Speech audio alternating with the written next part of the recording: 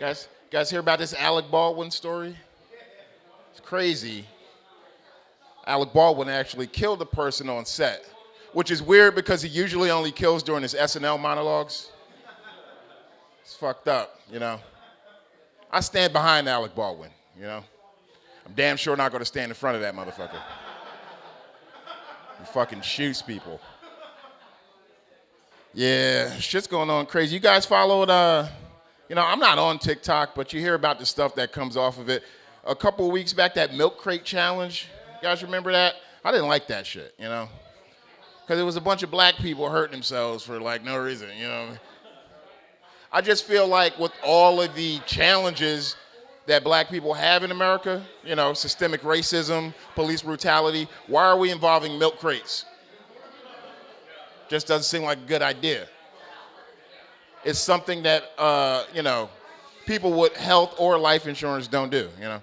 It just says a lot about the country when your only options are death by cop or paralysis by milk crate, you know?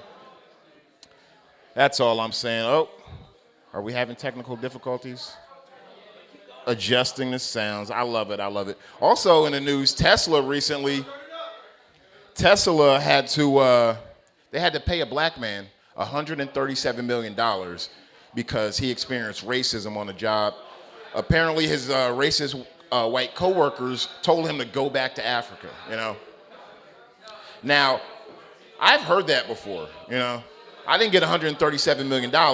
All I got was my feelings hurt. And all I had for it was a bad comeback, like, I'll have you know, sir, I've never been to Africa. I was born in New Jersey. Yeah, I was born in New Jersey. I moved to Easton when I was 12, you know. And when I first saw it, Easton looked like a quaint one-horse town. And upon further inspection, that horse was clearly on heroin. Maybe Oxycontin, Percocet. At the very least, that horse is a functioning alcoholic, you know what I'm saying? But yeah, I was born in New Jersey, Newark, New Jersey. I don't know if anyone's familiar. So that means I had bills in my name when I was 9 and started drinking Henny when I was 12. Is this better? Oh, yeah, that's way better. What's going on there? How y'all doing? Yeah. Comedy After Dark. I keep checking out my fancy comedy clipboard. You see this? This was a gift from a crafty young white woman. It's fancy, right? Do you know how good of dick you gotta give to get handcrafted, personalized office supplies? You gotta know where the clit's at. You gotta know what to do with it, you know? Now, I don't want to seem like I'm bagging on white women. Some of my best friends that I have sex with are white ladies, okay? So I don't want to hear any of that. Actually, a little bit of history to hear.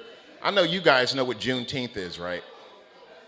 So I always say that the universe has a sick sense of humor. Let me get away from that. I don't like the sound of that.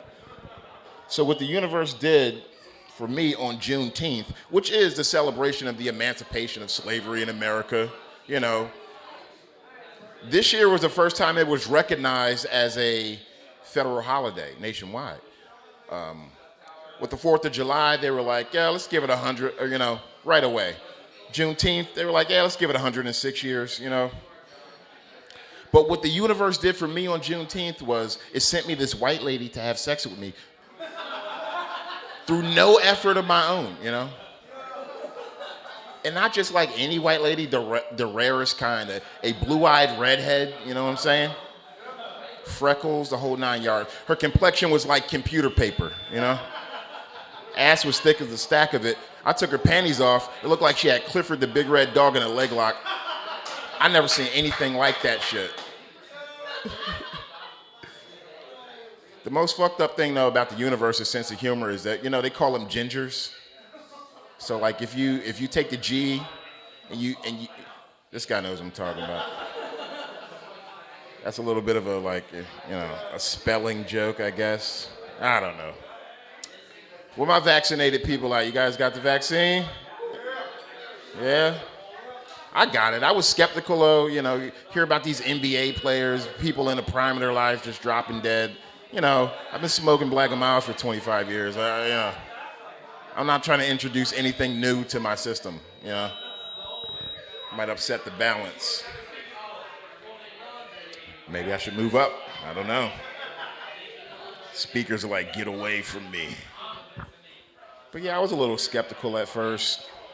But I got it, because, I'm in bars a lot. I want to do this comedy. And, but I was worried, And if I did die from it, I was going to haunt the fuck out of everyone that told me to get it. Be in their house at night, rattling chains. I'm dead. This is some bullshit. It's crazy. It's fucked up, though. When I first heard of COVID, I didn't buy it, Because you all heard about the bird flu and SARS and the West Nile virus, all of these things that were going to come to kill us. So at first, I was skeptical, because those things, they didn't happen here in America. It's a fucked up thought, but that's what I thought. And so when things did start shutting down, I'm like, okay, this is fine. I'm still working. Selfish thought. Again, I'm an only child, you know what I'm saying? So then, I'm like, at least where I work is still open, And then they closed down. So I'm like, all right, it's like a vacation. I'm still getting paid. At least nobody that I know personally has it, right? But then both of my parents got it. And I know what you're thinking. Black guy, 2 parents, he's ahead of the curve. Good for him, right? But it's fucked up. But it's crazy, though. I went from, in a short time, being a non-believer to potentially becoming a homeowner. You know what I'm saying? It's fucked up, I'm an only child. Like I said, that's 2 life insurance policies. Like, I would have came up. But yeah, I would be in my mom's house. I go to visit her. Be like, I'm going to knock this wall out here. I don't know. I fucked that joke up. Are you guys ready to hear some pretty awesome comedians? All right, coming to the stage, keep it going for my man, Matt Selmer, the very funny